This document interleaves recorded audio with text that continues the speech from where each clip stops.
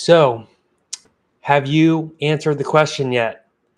What is the best camera of 2024? Well, here it is. And it's a little blurred out. But if you can already see the color, you might have figured it out a little bit. And I'm going to go through a few pros of this camera before I reveal what it is. JK, cat's out of the bag. It is the Sony ZV-E1. Yes, the ZV-E1 is still the best camera of 2024. Now, this is a little, I would say, controversial because everyone has their favorite brand, their favorite thing, etc. But I'm going to tell you why I think this is the best camera of 2024. And I sound and look great per usual. And also, we're filming with the lovely E-Meet S800 because I wanted to have the lovely ZV-E1 in the shot. But we're doing some background blur, etc. So you can't see it perfectly clear, but I'm going to guarantee you it is right here. I'm going to try to trick the camera. There it is. Very beautiful. And this is still, I think, the best camera of 2024, or about 3/4 the way through. And here's a few reasons why the ZV-1 is the best camera. First, the size and weight. This camera is relatively small for being a full frame mirrorless camera. Now, trust me, this thing's kind of rigged up too. So I have pretty much like a top handle. I have here, I'll let you guys actually see what's going on here for a second, but don't judge my background. I have a top panel, I have a mic, I have a camera on lens, it's on a tripod, I have a cage, etc. So really, there's a lot going on this particular camera right now, but the ZV-1 in itself is a relatively small camera, especially for having that sensor inside, which is my second reason it's the best camera of 2024, is it has the same sensor as the Sony a7S III and the FX3, even the FX6. Now, I think it's the best sensor in the Sony lineup still, just because it's such a beast in low light, aka such a beast in any light. And we're back to portrait mode with the S800.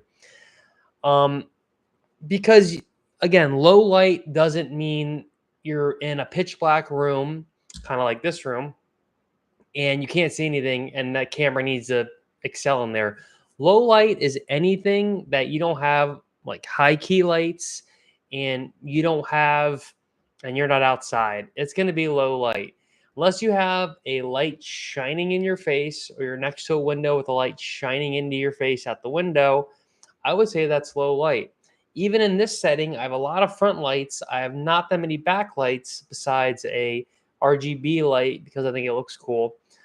And the S800 is kind of struggling because first off, it's in an auto white balance mode, so I'm shifting, but also because it has, a smaller sensor than a full frame sensor, it's not going to be able to capture everything as great as a mirrorless camera. It does do a really good job as a webcam for low light, but really full frame is the king of low light. And then let's take it a step above. This is only a 12 megapixel sensor, which does make it a beast for low light filming.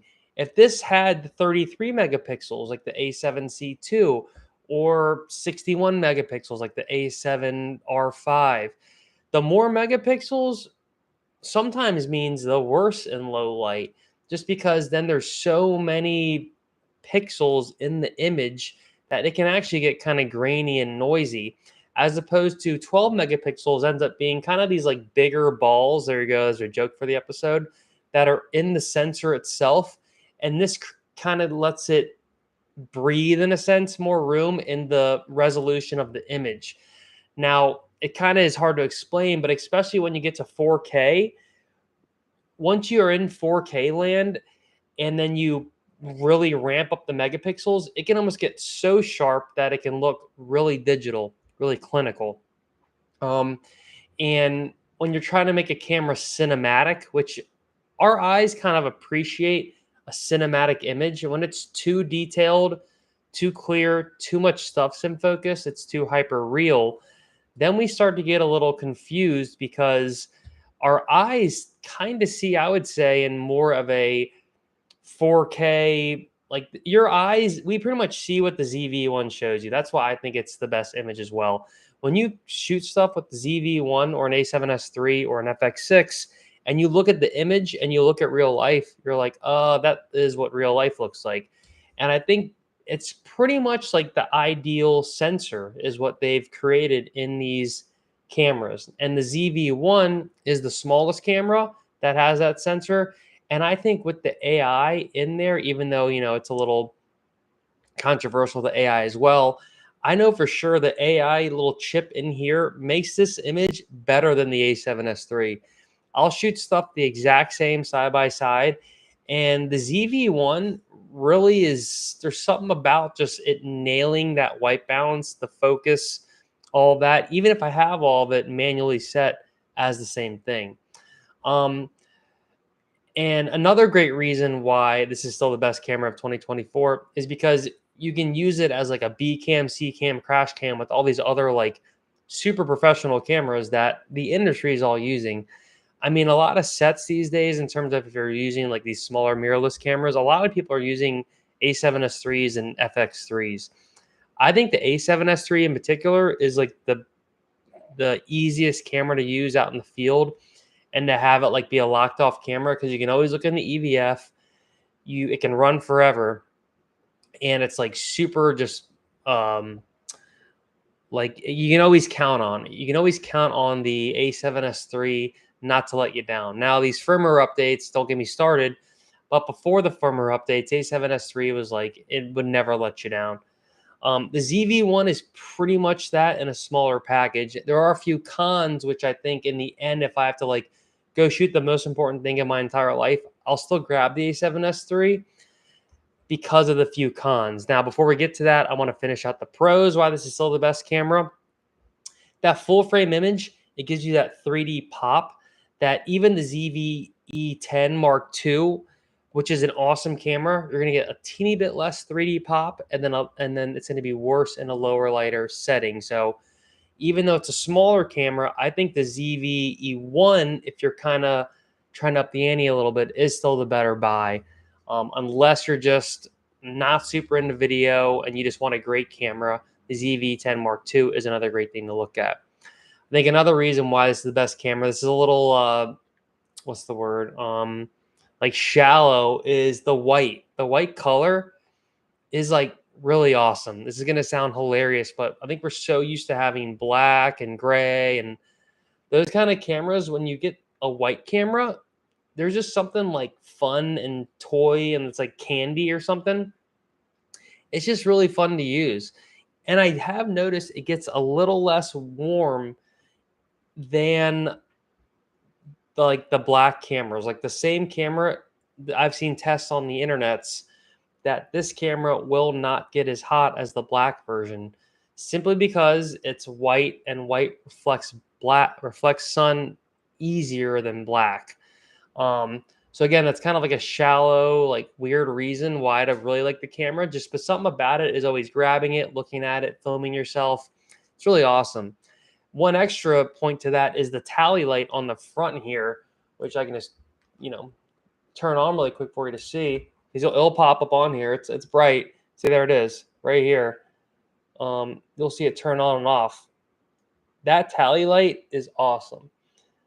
Like if every camera could just have that light, that'd be sweet. And it's so funny because the sensor on these cameras, it actually picks up so much detail that you have to like double check even for little imperfections. Like if you have a hair here or like a piece of lint or something, the camera will see it. So for a while, I thought the tally light was reflecting off like my glasses at one point, or even my head, but it was actually a hot pixel essentially. But these cameras have this thing called like pixel mapping, which you kind of had to do like a workaround back in the day, but now you can pretty much do a pixel remap and it'll take away any weird dead pixels or hot pixels. So it's such a sensitive sensor, and it's so good in low light that for a while I thought like the dead pixel was just the tally light that was reflecting off me, which is hilarious. So luckily the tally light doesn't actually do that in real life. One of my last little just pros to make this the best camera of 2024 is the kit lens it comes with is actually not bad at all. It's actually really awesome. It's super light, super small, and it produces like a really sharp image that sometimes I prefer it to my Tamron Trinity images, even though these can go to 2.8. That can't go as low as a aperture. It can't get as wide to let as much light in. The ZV-E1 is such a low light beast anyway that it doesn't affect the performance that much. And the sharpness and even the pop is like really nice. And then considering Sony's also trying to like wean out these third-party lenses, I think with the AI and all that, it just works like really great. So still a great camera 2024. I say if you want a super small package and you're okay with these cons I'm about to say, this is still the best camera to get. And also it's one more pro. It's like a banging live stream camera. Like of itself, because I used to sometimes live stream with the A7S III, and there was a lot more hoops to jump through. With this thing, you plug in the USB-C. Right away, its first option is like, do you want to live stream? You're like, all right, click it on the screen, and everything picks it up right away because it is legitimately like kind of made to live stream as well.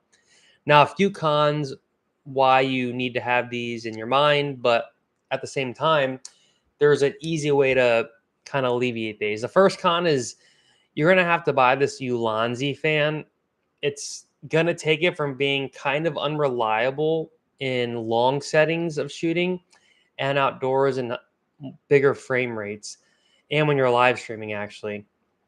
But the Ulanzi fan, you just stick it on the back, and you can even power it USB-C the whole time. With the Ulanzi fan, I haven't had it overheat yet. I'm trying to think.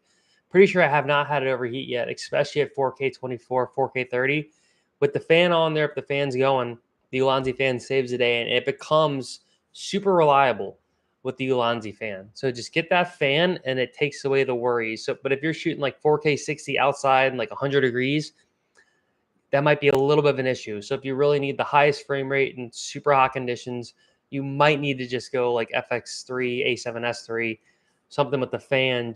But at the same time, if you're not doing that all the time, the Ulanzi fan will save the day. Second con is the 1 SD card slot. It's a small camera. I'm not going to really hate on that too much, but it'd be great to have two just because I love shooting the redundant recording. And the third con, which is probably the biggest con, is the no EVF, which is the little thing you look in. For me, it's usually to check focus and exposure. That's the one really difficult part. There is a little like essentially extra EVF thing. I'm going to grab it really quick. So this thing, it works okay, but you pretty much stick this on the back of the LCD, and you look in it, and it kind of magnifies everything. And has a little like rope. It's like $30 on Amazon. I forget the exact brand. There's a couple different brands, but this thing kind of saves the day a little bit. It gives you like it gives the camera an EVF. It's better than nothing, but again, if it had an EVF, that'd be like the bee's knees. But I understand why it can't have an EVF. But the A7S III has the best EVF in the whole game, so it's funny how it's essentially the A7S III, but then you lose like that awesome EVF, and you're trying to be okay with that. I'm okay with that now, but I always wish it had the EVF.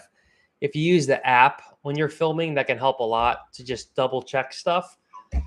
But yeah, the no EVFs definitely sucks. Not gonna lie. So, but all right, guys. So that is it for this live stream. I appreciate everyone for tuning in. Let me know in the comments if the ZV-E1 is also your best camera of 2024, or if you'd actually say there's another best camera of 2024. So we out. Till next time. Peace.